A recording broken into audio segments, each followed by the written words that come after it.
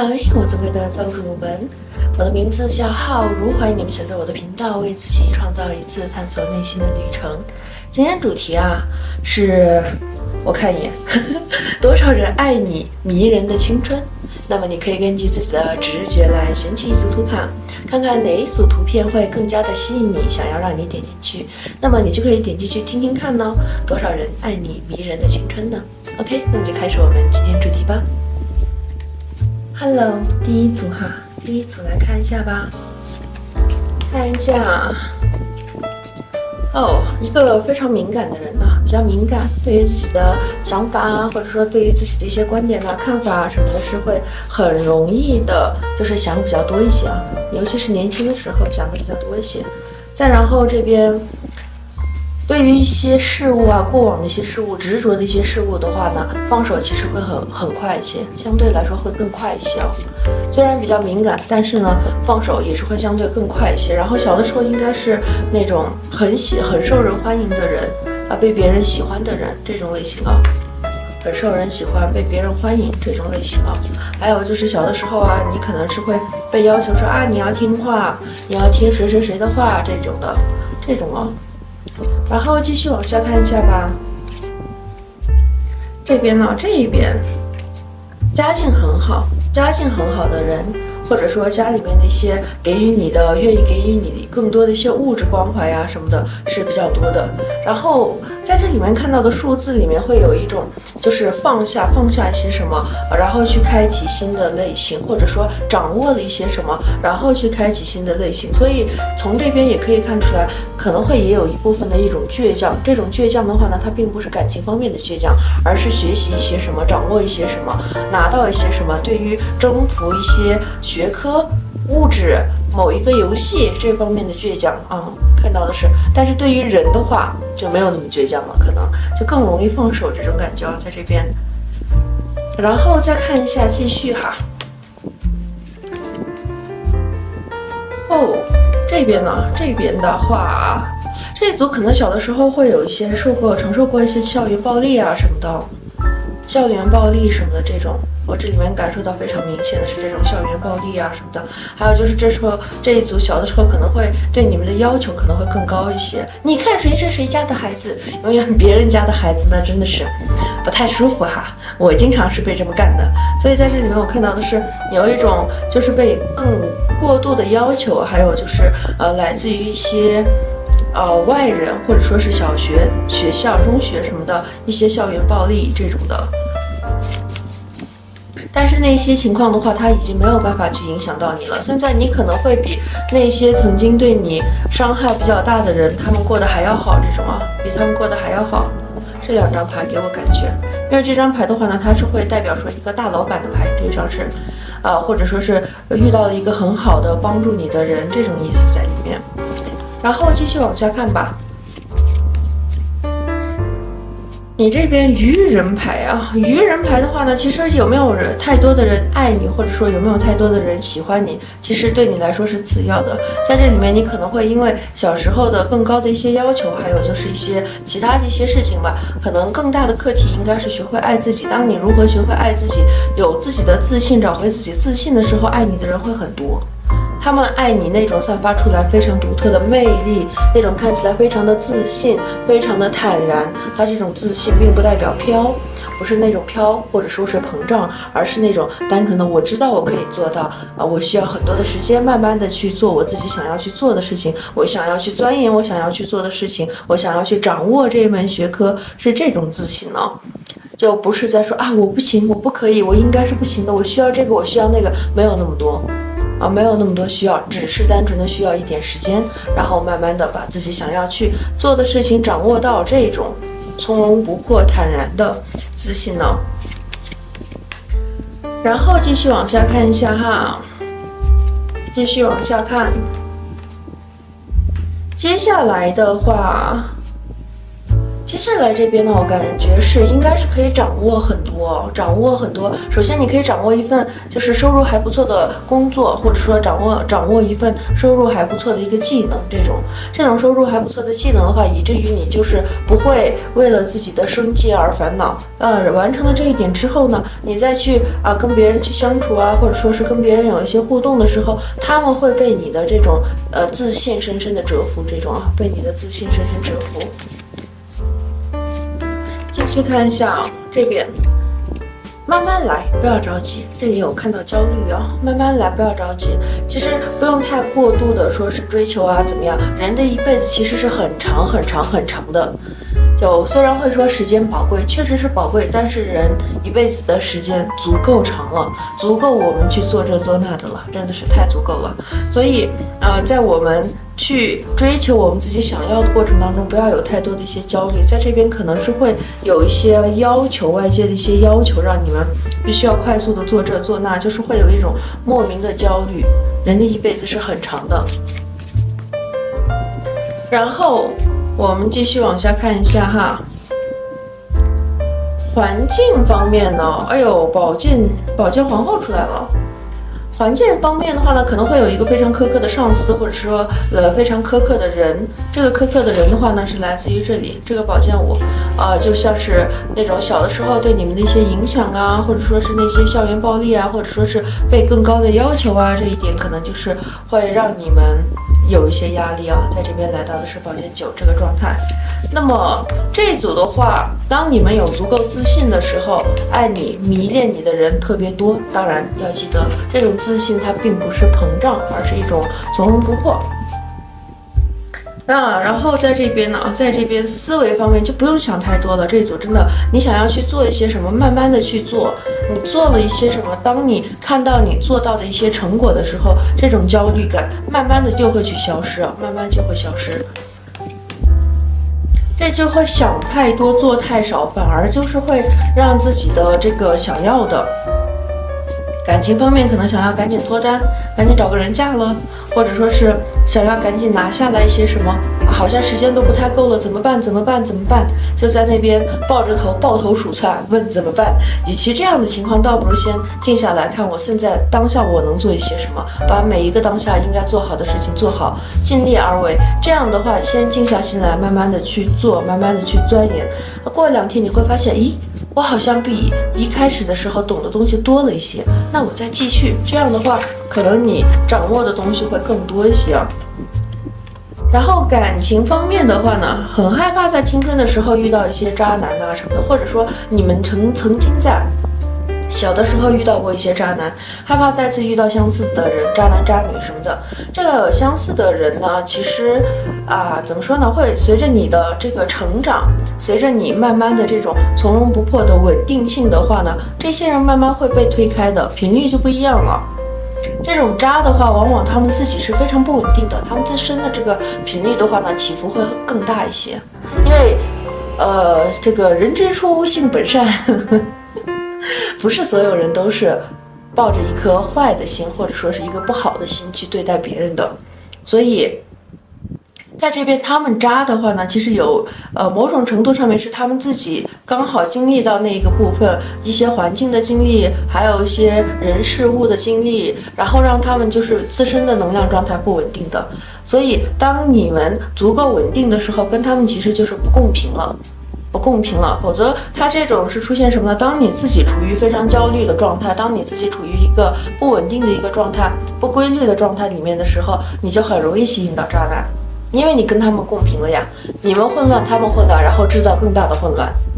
当你这边稳定的时候，慢慢的，要么这些人他会跟着你的频率慢慢的变得稳定，要么就是他们可能就跟你不共频了，就是这样的。所以自身的稳定性就是解决一切。也有可能你不要觉得说那我就是要去影响他，我就是要去拯救他，这种圣母的心理是没有必要的。因为有一些人他必须就是要去通过这些什么去学会这种如何长大，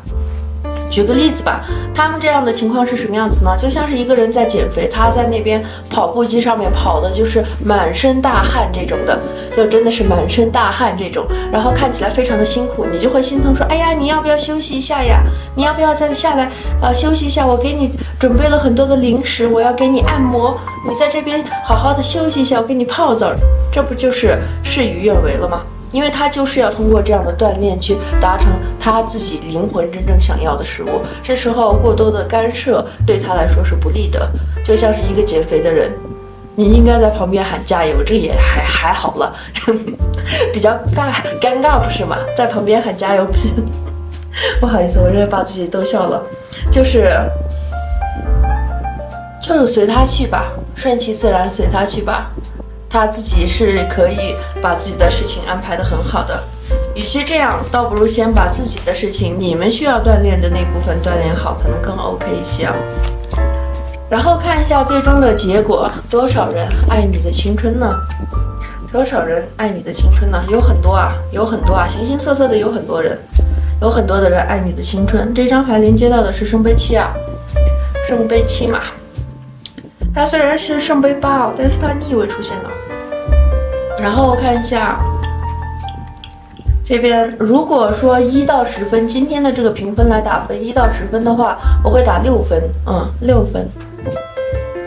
因为你们这个还是需要有一些前提条件的，前提条件自信嘛，从容不迫嘛这种。所以多少人爱呢？是有10个里面有6个吧，好吧。第5宫啊，第5宫滋养你的这个小的时候，可能刚开始谈恋爱的时候遇到的一些事情，比方说这边的这个圣杯骑士啦，还有这边的宝剑五啦，这些啊，从就是把过往的让你被影响到的那一部分，找到自己的自信啊，自信不等于膨胀。找到自己的自信，然后慢慢的去滋养自己啊，在这边这个代表的是什么？小孩嘛，小孩艺术表达、艺术表演可能会有一些编剧啊，还有一些什么就是话剧表演呐、这方面，还有它会代表说一些投资啊，像是什么基金呐、这方面呢，还有代表什么？还有代表一些计算呐、还有代表游乐场、小孩玩耍啊，它还代表小的那种玩具、手办什么的。手办啊，手办这个还不算是手办，没有，先把手办拿掉吧。它里面还需要一个其他的东西，其他的像是什么处女啊什么的，圣杯八啊什么的，不好意思是那个星币八啊什么的话，它可能就会对应到的是手办呐什么的。在这边是看到说一些小的时候的一些事物的一些滋养，小的时候给自己放下的那种心锚，过分的要求自己，焦虑感，这些可能会就是影响到你影响到你自己的发挥，就让你没有办法去更好的发光发热这种啊。然后这一组应该是有天蝎座吧，天蝎座还有就是双子座的能量会更重一些啊。天蝎座要么你的太阳上升月亮是天蝎座，要么就是你这边你的直觉很强，你的灵感很强，这种啊可能会对神秘学的缘分会更重一些啊，或者说是对于神秘学的追求啊，或者这一块的话可能就是很好奇这种啊。其次的话可能就是这方面对于你的疗愈会更好一些啊。再然后你自身的话也是一个比较倔强的人，然后在这边看到的是有双子座，双子座的话呢，它也代表说一种沟通啊，和别人的交流啊这部分啊，这些的话呢会非常的愿意和别人去交流，非常的愿意去和别人做一些连接。这种缺点是什么呢？他们两个在一起的缺点哈，并不针对某一个星座，缺点就是不愿意吃亏然后就是钻牛角尖，这两个都是结合起来的这个状态，并不针对某一个星座哈。OK， 那么这一组就到这里了，希望有所启发和帮助，拜拜。Hello， 第2组哈，来看一下吧。这边呢，这两个7呀，还有10啊，7和10，代表说你是一个非常有担当的人呢，非常有担当的人，对于自己放下的一些承诺啊，或者是对于自己的一些追求啊，什么都不会那么轻易的放弃这种啊，不会轻易的放弃，不会轻易的放弃这个骆驼嘛，古希伯来语里面的骆驼。然后看一下吧，这边呢，就是它，这个啊，对于一些自己想要去追求的事物，自己想要去坚持的事物，会非常的明确。然后这个女祭司的话，她并不是什么都不去做哈，她是会有一种，她很清楚自己是想要去做什么，很清楚想要去追求的是什么。因为这张牌它会连接到这个射手座，它里面是会有射手座的意象的，所以就是那种非常的乐观积极，然后对于自己想要拥有的东西是心里有底的，只不过他不会说出来，就是在那边双手环抱胸前，然后就在那边看着，慢慢的看着，请开始你的表演，就是这样的哈。很多事情看破不说破，然后对于你自己想要的是什么是很清楚的，很清楚的。就比方说今天我要出去打一个兔子，就是很清楚，只不过是我现在还没有遇到那个兔子罢了，就是这样的情况哦。然后看一下你们这边呢。这边的话，好的，月亮牌，哇，这张月亮牌好好啊，很有食欲的一张牌啊，很有食欲。OK， 看一下哈，这个宝剑四和月亮牌，宝剑四和月亮牌，你应该是属于那种这里我看到的一个天蝎座的能量啊，天蝎就是一种很难被别人看破的一个状态，很难被别人就是看清楚的一个状态。尤其是女祭司在这边的话，这个神秘感会加强哦，并不是你自己的迷茫，是你的神秘感很强，你的神秘感就是让人着迷的这种。还有天秤座，看到的是有一个天秤座在这边还有是这种射手座、双鱼座这几个星座，它的这种双鱼的那种魅力会很强，看起来就是很平易近人，但是呢，别人又琢磨不透你在想什么的这种，就是神秘感会很强烈哦，这种的。然后继续往下看一下哈，那么在这边影响你的多少人爱你迷人的青春呢？在这边影响到你的首先可能是比较宅。其次的话呢，它也代表说你这边可能就是会在感情当中太过于随缘了，就是让别人看不到你自己的光芒这种太过于随缘这种。就他这个女祭司这张牌的行动力会特别的差非常的差这种的。他就是在那边环抱胸前看着，满地找牌哈，找回来了。然后继续看一下，然后你们这边的话呢，就是可能会没有让别人看到你的光芒看到你的光芒这一点还算是比较遗憾的这种，非常的遗憾没有让别人看到自己的光芒。还有就是你自己真正想要的是什么，经常让别人琢磨不透这一点可能你需要稍微放一些水放一些水，让那些喜欢你的人、爱你的人、接近你的人知道你喜欢的是什么。不显山不漏水的话，反而就没有任何的动作，却没有任何的破绽这种就这种的，就反而更让别人不敢上前这种。其实你自己是属于很有魅力的那种给别人的感觉是学识非常渊博的类型。你可能会喜欢那种南北交在天蝎座的人，南北交某一个在天蝎座的人，或者说你自己就是南北交在天蝎座这种就是那种就星盘里面的，我会经常开玩笑的说法哈，我开玩笑说星盘里面，尤其是这个北交点的话呢，就是你整个星盘的性 P XP 这种开玩笑的说法，其实就是有一种会让那个喜欢神秘感的、喜欢那种有学识的这一类的人的话呢，是无法自拔的这种所以你的话应该是会表现出来那种很强的这种学识性，或者说很强的这个你可能懂的东西非常的多，但是你不会说出来，常常给别人这样的错觉，反而就是别人在跟你说一些什么的时候，反而会变得比较小心谨慎，就没有任何的招式，反而就是没有任何的破绽这种感觉然后继续往下看一下哈，继续看一下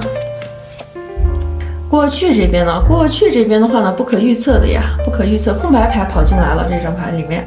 空白牌跑进来了是一种不可预测的。然后你应该是有那种双鱼座的能量会更重一些，跟什么人都非常的合适，跟什么人都可以照顾得很好，跟什么人的话呢，就是交流什么的都还可以，而且是那种就是属于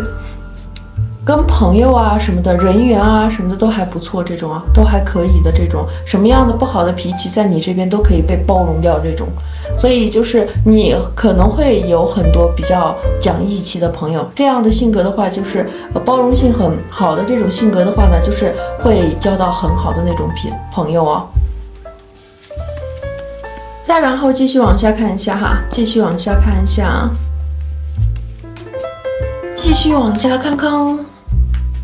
而且你对于就是有很多人喜欢你啊，或者说是一定要有很多的人喜欢你，一定要有很多的人追随你，这种的话好像是不是特别在意啊，没有看到特别在意的。反而就是你可能就是不知情的情况下，很多人就是会喜欢你追随你，因为你这样子的双鱼座的这种性格，你不一定是双鱼座，但是这种性格就是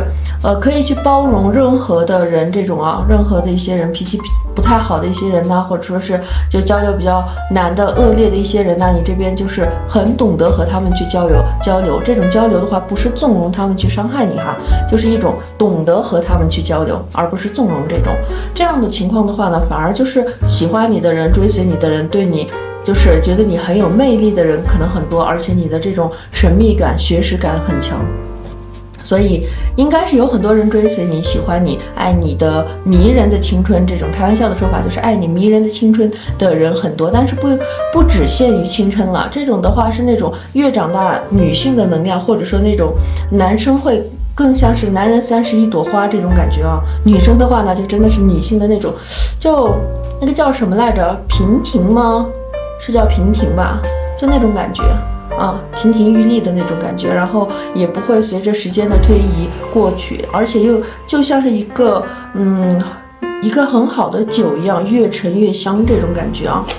就是越年龄大越有魅力，越长越不是厉害，是越长越有魅力的这种感觉哦。可能小的时候长相啊什么的好像也没有长开啊什么的，这一组应该是越长越好看的那一组啊。越长大，你的这个样貌啊，或者说是你的谈吐啊、举止啊，会越来越好看。所以随着年龄的推移，喜欢你、跟随你的人应该是会越来越多。我这边看到的是，而且你这边小的时候应该是会有一些奇遇吧，小时候有一些奇遇啊。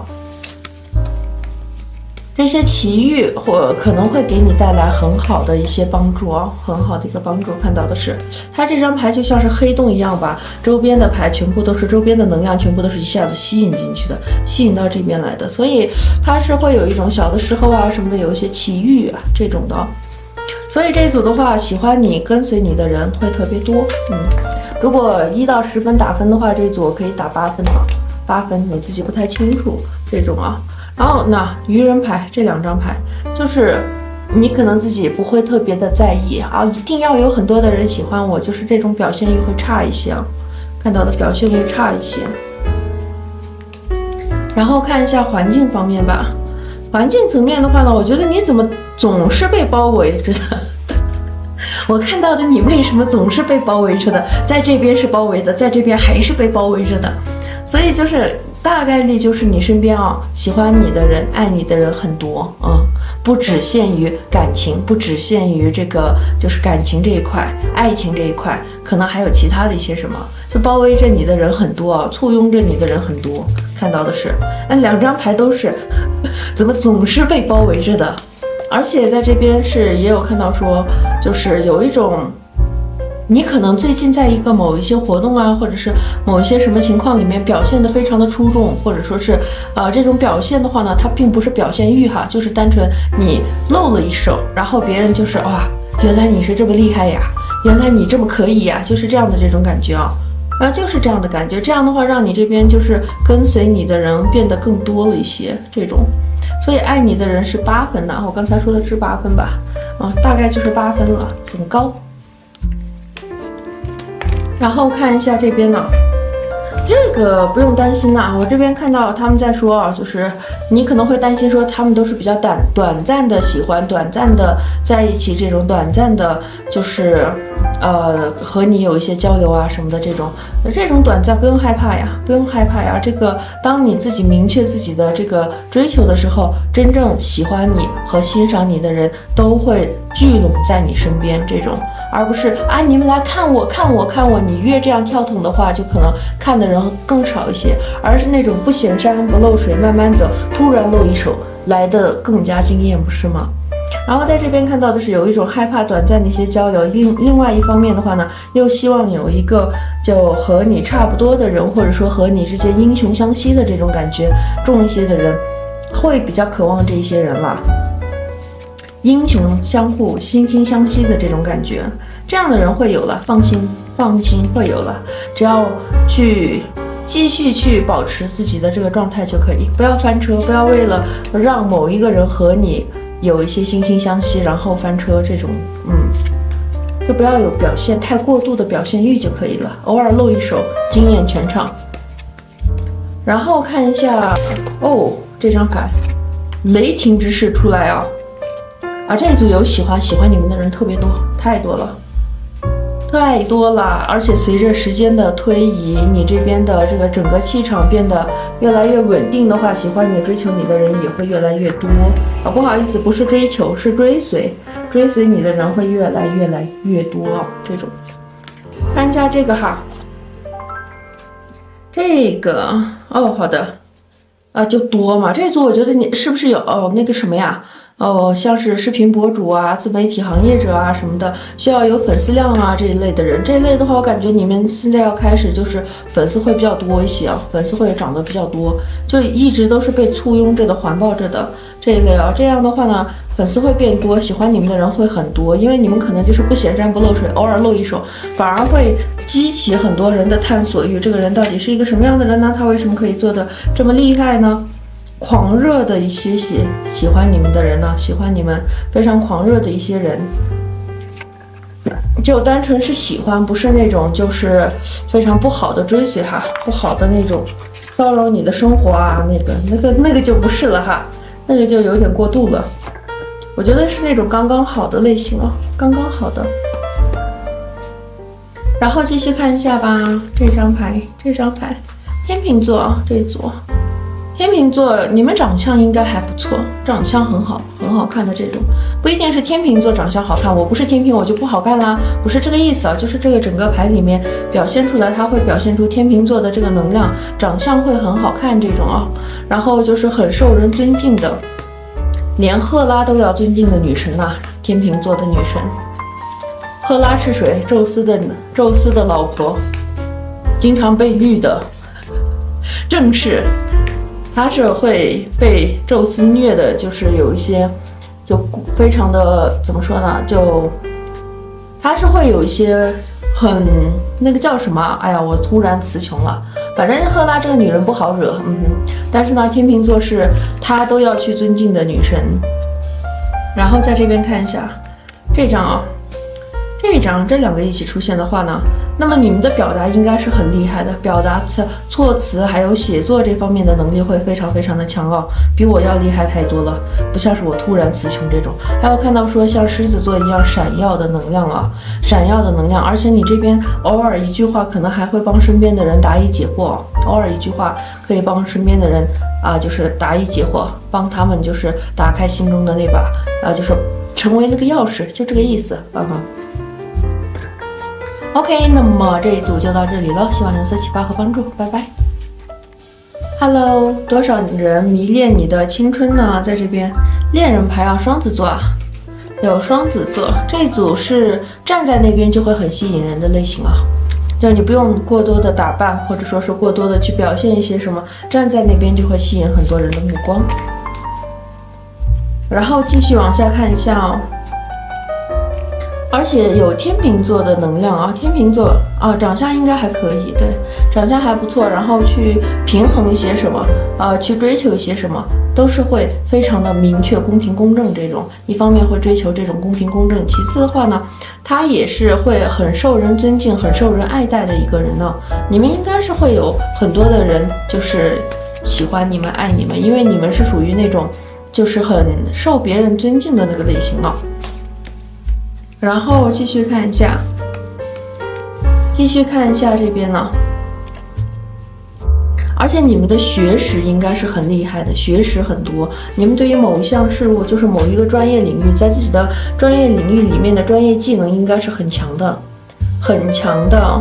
但是呢不会表现出来，隐士牌隐藏嘛，不会表现出来。再然后在这边看到的是天秤座和处女座这两个，代表说你们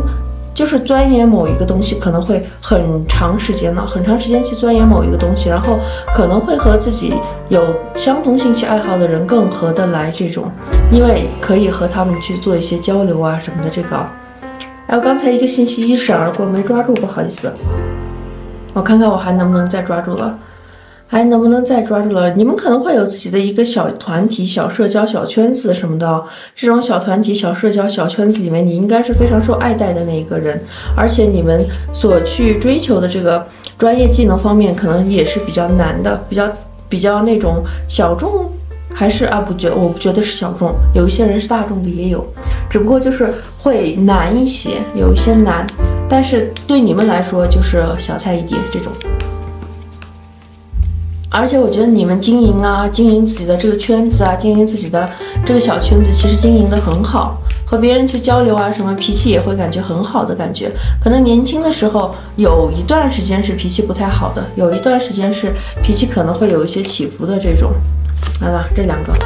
脾气会有一些起伏的这种，但是随着年龄的增长，或者说随着时间的推移，反而就是没有那么多脾气，反而成了那个脾气最好的人，大家都喜欢的那个人。这一组的话，可能就是你们的性格你们的性格会更吸引人呢，你们的性格很吸引人呐，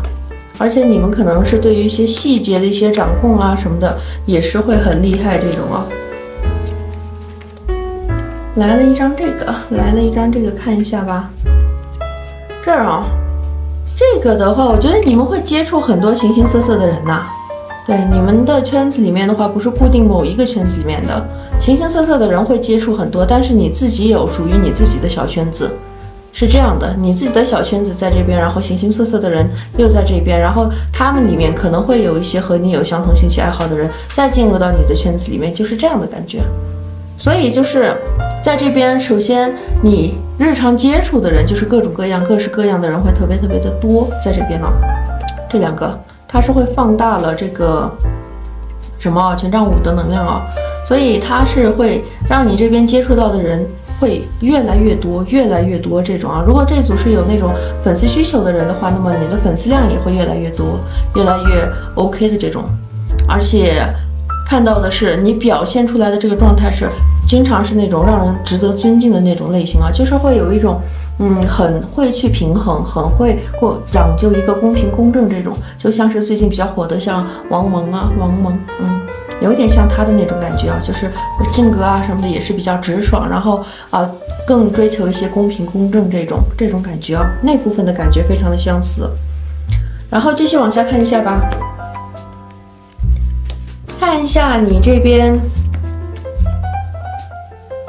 哎呀，你这边就是喜欢你的人会，就是爱你喜欢你的人会特别的多哦。这一组的话，我要是打分，我觉得会打9分呢，我觉得会比前面一组更厉害，9分呢这一组的话就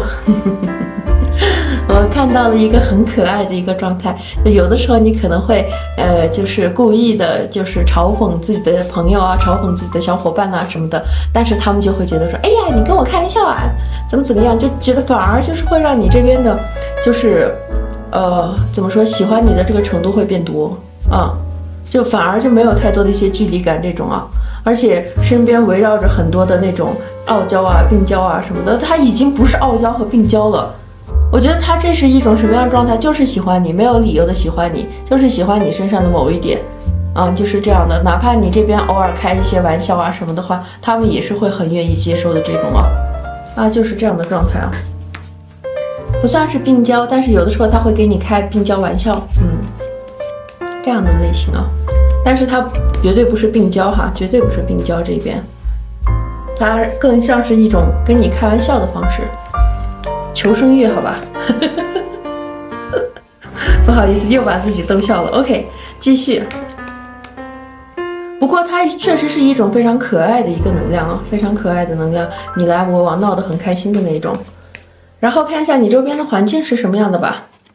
环境层面的话呢，你可能是会表现出来一种非常执着不放弃的精神，一方面公平公正、执着不放弃这一类的人，谁不喜欢，不是吗？这种再然后你环境里面的话呢，就是经常会有变动性，经常会有新的人进来，然后旧的人离去这种，但是固定的那一波人就永远在你身边这种所以这组的话，有多少人爱你、迷恋你的青春呢？我觉得打9分呢，打9分。然后这个的话会随着时间的推移，它会变成一个什么样的情况呢？就随着时间的推移，你这边在你身边的人都是铁哥们，这种留下的都是最好的那种，所以我会打9分，因为它是并不是那种数量多，而是质量高。而且数量的话，就反正形形色色的人，来来去去的人也很多。OK， 继续往下看一下，你这边这张牌啊，希望是什么呢？希望就是有更多的人接纳吧，更多的人可以接纳你，更多的人可以就是来到你身边陪伴你。这里面我看到的是有一种相互陪伴的能量，什么鬼？宝剑5，相互陪伴，哎。OK， 不管它，反正我看到的是有一种相互陪伴的能量，而且是有一种接纳性。这种接纳的话，就并不是因为你自己有多么的，就是自卑或者是怎么样需要接纳。这种接纳更像是一种灵魂共振，对，它不是为了自卑去接纳，而是为了和别人有更多的共振，把自己的想法、自己想要表达出来的东西，有一部分的观众可以表达给他们，这种的，就是这样的感觉哦。看到的是。而且是陪伴，相互的陪伴，9分呐，很喜欢的，很喜欢你们的。然后最终的结果看一下哈，我的9分是否成立？是的，是成立的。圣杯7嘛，圣杯7还不多嘛，这么多的圣杯，这么多的圣杯摆在这边，所以确实是会很多的人喜欢啊。这组应该是最多的一个吧，应该是最多了，不能再高了。满分10分的话，哪一组我都不太想给，但是我现在还没有看第4组，那就不清楚了。看一下这个牌吧，摩羯座，摩羯座耐力很强，非常强的耐力，然后这种幸运也很强。这张牌本身就是幸运呐，幸运呐，耐力啊这方面都很强。被神祝福的孩子，看到的是被神明祝福的孩子啊。然后这边呢，双子座。表达也很好，哎呀，完了，我的粉丝可能现在表达都比我好，我表达是真的差。OK， 来看一下吧，很幸运被神祝福的孩子啊，而且你们知道自己哪里是被祝福的，你们的哪些特点是被祝福的，知道的哈。而且你们很清楚就是在哪里是被祝福的，知道的哈。然后看一下吧。这个大牌，这个牌是Venus 很喜欢美丽的，你们自身也是美丽的，每一个灵魂都是最美丽的、最完美的。然后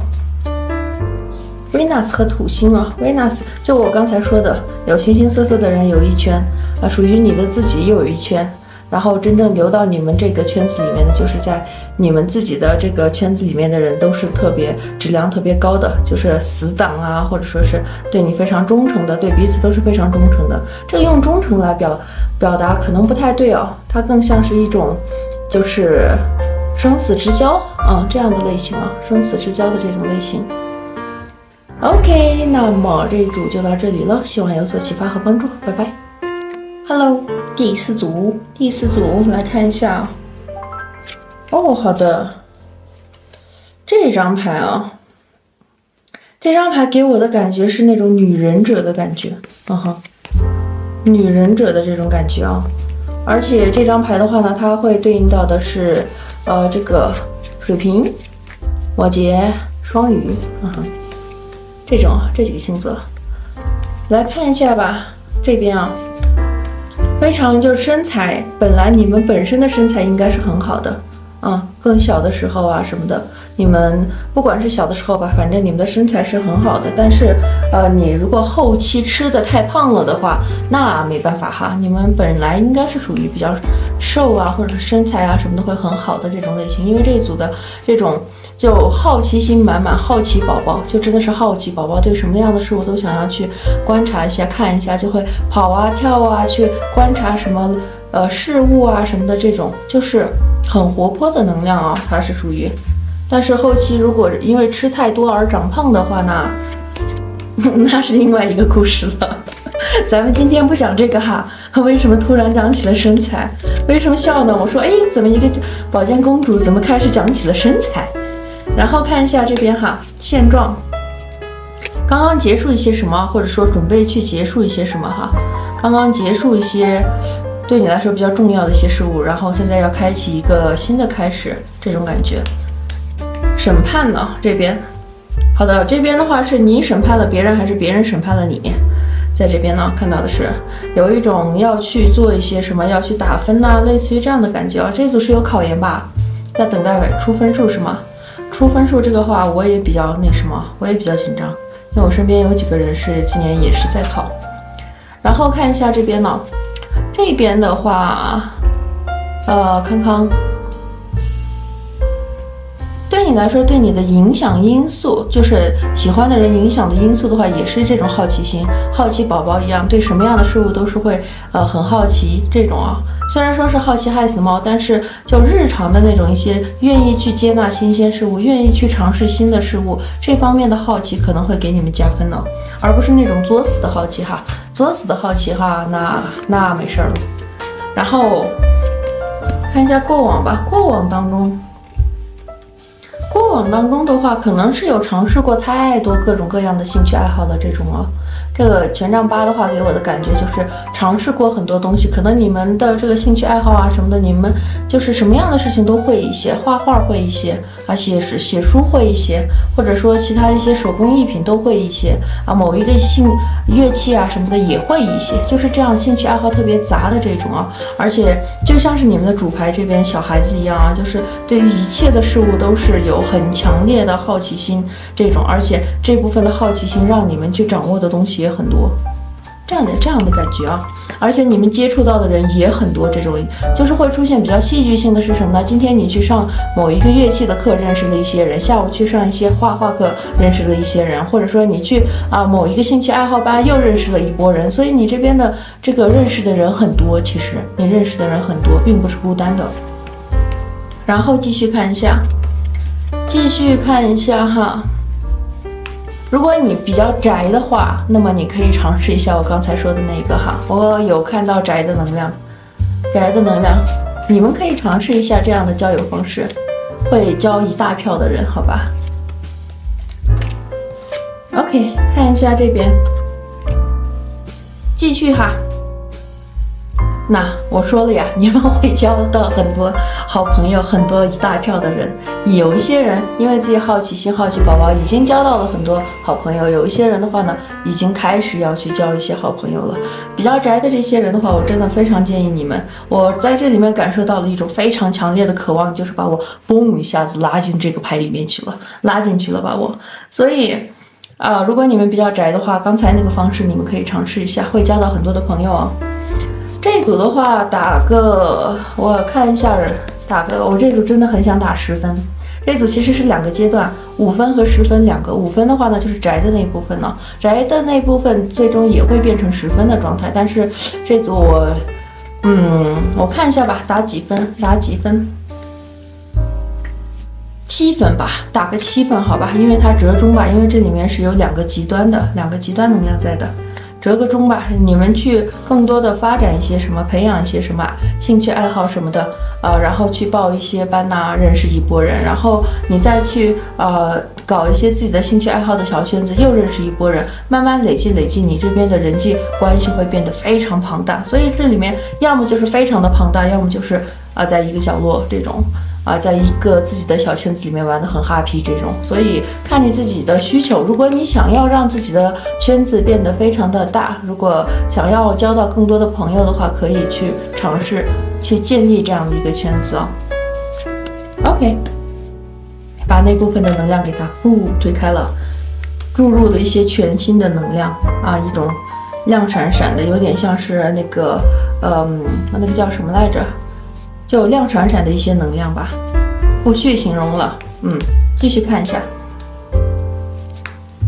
你们这边又出现了这张牌没有关系，不用害怕说是表现的不好，没有所有的人，没有一些人他天生就会这样天生就会，好吧？他这个会的这个过程都是练习的过程，不断的去接触新的人去认识，去跟他们交流，然后和他们有一些互动，然后慢慢练习，成为了那个真正的就是整条街最亮的那个仔，这种感觉就是慢慢的练习出来的，都是练出来的，就当是这种交友的过程成为练习的过程，好吧？刚才那部分的能量又出现了呢，这2张牌，所以不用担心，不用担心说啊我表现的不好，不用担心说我社恐。其实所有人本质上面刚从娘胎里面出来都社恐，其实都社恐，看到一些那种奇奇怪怪的事物都会害怕，都会有一些紧张，都是慢慢练出来的嘛，就像是走路一样。所以不要害怕，慢慢去练习吧，不要有太多的一些期待，一开始不要有太多的期待，然后慢慢去练习的，把一开始的这部分都当做是一个刚开始练习的过程。所有人一开始写字的时候，那个字是没办法看的，尤其是我小的时候，那个字都是就是那种一直抖啊抖啊抖啊抖。我刚开始学字的，那什么学习写字的时候，但是随着慢慢的去练习的时间长了，那自然而然就会了呀。一部分的话，如果你的交际圈已经很大了的话呢，那么这个就不用我太过于多说了。你们可以去寻找那个真正志同道合的人，真正就是共频的人。这样共频的人，如果你们圈子已经很大了的话，那就去寻找一些共频的人。完了，这组是有两条线，两个极端，两条线这样子一直螺旋这种来啊。没事儿，我们继续。然后看一下你们这边呢。到这里面汇合了，到这里面的话，两波能量汇合了哈。这一波的话呢，会代表说更多的一种陪伴、疗愈，还有就是有一种非常美丽的交友关系吧，都是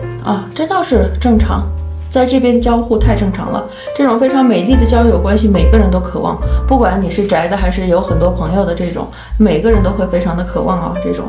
所以呢，这样的交友会不会来呢？会来的。然后继续看一下这边呢，这边的话不用害怕说会去应付太多自己不喜欢的人，就当做是一种练习，然后在大浪里面淘沙，这种感觉就是找到那个真正属于你的那一部分，真正适合你的那一部分就可以了，不用有太多的担心了，就当是练习的过程当中，然后学会如何去识人，好吧？如何去鉴别一个人，如何去看准一个人。其实这种很会看人的这个技能也是非常逆天的，不是吗？所以可以当做是一个练习，不用害怕说我是不是要去应对很多我不喜欢的人我是不是要去应对我自己就是不喜欢的人事物，是不是有太多的交际关系会给我带来麻烦？这些负面的定律全部把它推开，把它换成是什么？换成是一种给我的练习机会，我可以通过这些去学习如何去识别一个人的好坏。继续看一下哈，7分吧，这组毕竟是有两条线在一起走，所以打个7分吧。多少人爱你迷人的青春呢？是7分。这种迷人的青春呢，往往是共同成长的，共同陪伴的，就像是一大堆不认识的人在一起，然后互相磨合，最终成为一个非常优秀的团队，是一个道理。所以在你和别人去交流的过程当中，你也会学习到说如何去建立一个很好的团队，在一个团队里面该如何去经营，这一部分也是你最迷人的青春的一部分，不是吗？就像是一开始大家都不会去打球，然后大家去建立了一个球队，然后这个球队又赢了，就是这种团结的精神什么的。再然后在团结的精神下方，如何去识别一个人，也是非常美丽的能量在这边你们会得到你们想要的这个非常美丽的这个交往，非常美丽的这种能量，很不错，7分可以了，很好的。而且这一部分可能需要就是你们自己去融入到里面去尝试那部分。如果你觉得说我还没有准备好，那也可以再等等，当你真正准备好的时候，随时都可以去参与。我不希望的是什么？我不希望你们认为它是一个累赘，我希望你们认为它是一个学习的过程。至于你什么时候想要去尝试，等你准备好的时候，随时都可以。最终的结果，多少人爱你迷人的青春呢？在这边，这组的话真的有那种就是将士将领。这种军人军队的这种能量非常强，非常的团队的能量，非常的就是团结友爱这种的能量会更重一些。所以这一组有多少人爱你迷人的青春，我打7分，10个里面可能会有7个，而且这7个可能都是你的队员、你的队友、你的战友这种。然后看一下这边呢，看一下是什么好辣呀！辣椒这边出现的是白羊座、白羊座，还有这是什么？啊，我饿了。这两个炒在一起爆炒，可能又是别有一番风味，这种感觉莫名其妙的洋葱感到一种依赖哈。我其实不喜欢吃洋葱，但是有的时候洋葱把它就是料理的可以的时候，我还是喜欢的这种啊。然后这里面呢，看一下哦，白羊座的能量会很重啊。白羊座的话，像是什么将士、将领，还有就是 hero 英雄这种，而且是有一种团队里面的领袖这种感觉啊。所以我很强烈的建议你们融入一个自己的小团队，然后建立自己的一个小团队，可能会有一个别样的收获。当然，在你准备好的时候，随时可以开始。OK， 那么看一下这个。白羊座，这里面看到的是白羊座的能量。OK， 疗愈的一部分呢，这一组应该是有疗愈到一部分。又是白羊座，哇，这一组啊，3个白羊啊，抽到了，1、2、3，三个白羊座。所以这一组的话呢，就是做你自己想要去做的，对，但是不要有太多的负面定义，这是我希望的。OK， 那么这一组就到这里了，希望有所启发和帮助，拜拜。